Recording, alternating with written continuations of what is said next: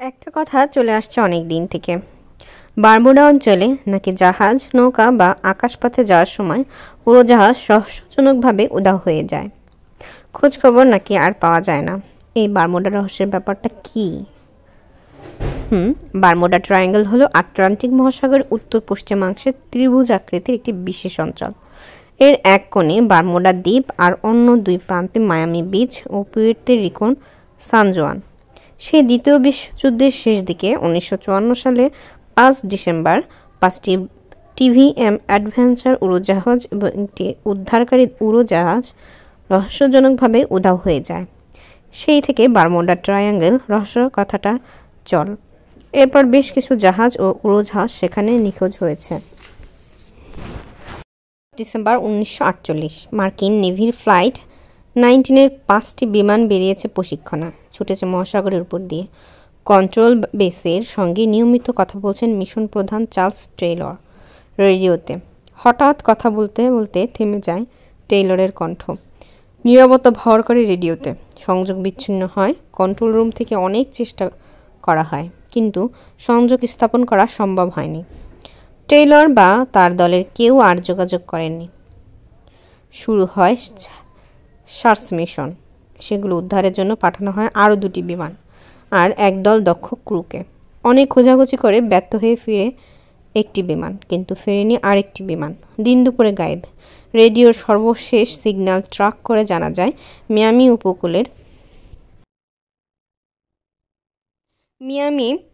উপকূলের ওই কুখ্যাত ত্রিভুজ এলাকাতেই হারিয়েছে সবকটি বিমানই। এই প্লেন দুর্ঘটনায় ব্যাপক কুখ্যাতি এনে দেয় বারমুডা ট্রায়াঙ্গেলকে। আর একটু পিছনে ফেরা যাক এবার। 5 ডিসেম্বর 1872 মারি সেলেস্তো নামের এক মালবাহী জাহাজ নিউ ইয়র্ক বন্দর থেকে ছেড়ে যায়, তবে গন্তব্যে পৌঁছায়নি। এখানে একটা কথা বলে রাখা দরকার, বারমুডা ট্রায়াঙ্গেল নিয়ে জল্পনা কল্পনা প্রচার কিছুই তখনই হয়নি। তাই বারমুডায় যে জাহাজটা গিলেছে সে কথা কেউ ভাবেনি গুরুত্ব দিয়ে। পরে জাহাজটা পাওয়া যায় বারমুডা ট্রায়াঙ্গেল এলাকাতেই। অক্ষত আছে জাহাজের সব জিনিস, কিন্তু নেই জাহাজের মানুষগুলো। জলদস্যুরা মেরেছে এ কথা বলা যায় না। তাহলে মাল সামান ক্ষত হওয়ার কথা, মাল সামান অক্ষত থাকার কথা নয়। তাহলে উত্তর জানা ছিল না সে সময়। 9 বছর পর আরেকটি ঘটনা রহস্যের আগুনে ঘি ঢালে। 1881 সাল এলেন অস্টিন নামের একটা জাহাজ চলছে আটলান্টিকের বুকে। জাহাজের নাবিকদের চোখে পড়ে একটা পরিত্যক্ত খালি জাহাজ ইতস্ত ভেসে বেড়াচ্ছে সাগরের বুকে। কৌতূহলী অস্টিনের নাবিকেরা জনশূন্য জাহাজটিকে অনুসরণ করে এক সময় ধরেও ফেলেন। হই হই করে সেই জাহাজে নেমে পড়েন অস্টিনের একদল নাবিক। জাহাজে যদি মূল্যবান কিছু মেলে, তাছাড়া জাহাজটাকে ধরে তারা দেশে নিয়ে যেতে চান। জাহাজের নিয়ন্ত্রণ নেন নাবিকেরা। তারপর 2টো জাহাজ পাশাপাশি চলে নিউ ইয়র্কের দিকে।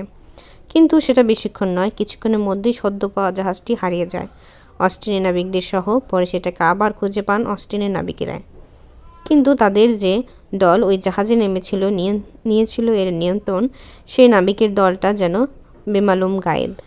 কি করা উচিত ভাবেন নাবিকেরা। সাহায্যের মেসেজ পাঠান কন্ট্রোল বেসে। উদ্ধার করতে যায় আরেকটা দল, কিন্তু সেখানে গিয়ে কিছু পায় না রেস্কিউ টিমটা। না অস্টিন না অন্য জাহাজটা, একেবারে গায়েব 2টি জাহাজই। এই ধরনের আরও অনেক রহস্য ঘেরা বারমুডা ট্রায়াঙ্গেলকে নিয়ে। এ নিয়ে জল্পনা কল্পনারও শেষ নেই।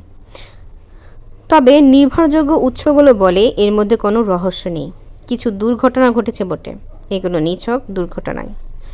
ওই এলাকা দিয়ে ইউরোপ, আমেরিকা ও ক্যারিবীয় অঞ্চলে প্রচুর জাহাজ চলাচল করে। উড়োজাহাজের যাতায়াতও খুব বেশি। এরকম এলাকায় মাঝে মধ্যেই দুর্ঘটনা ঘটতেই পারে। সেটা অচিন্তনীয় হলে অনেকে তার মধ্যে রহস্য খোঁজেন। আসলে এর মধ্যে রহস্যের কিছু নেই। এই অঞ্চলে কম্পাস কাটা চৌম্বকীয় উত্তর মেরু নির্দেশ করে, যা ভৌগোলিক উত্তর মেরু থেকে প্রায় 11,000 মাইল দূরে।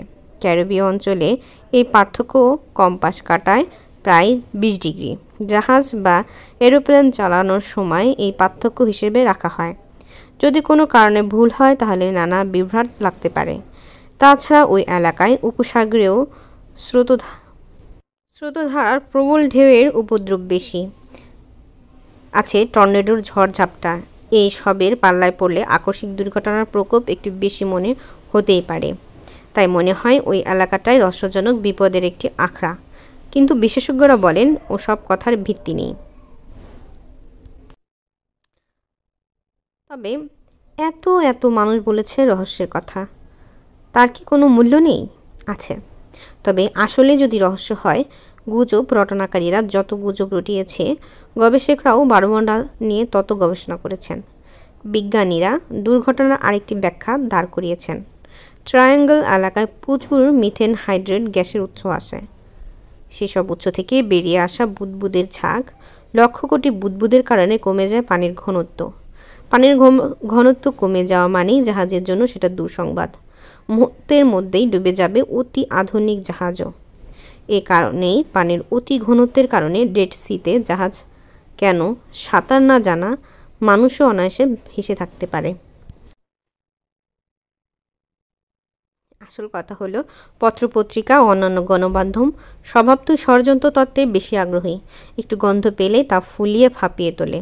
গাদা গাদা রহস্য উপন্যাসও বেরিয়েছে, কিন্তু এসবের পেছনে সত্যতা নেই, রহস্যের কিছুই নেই।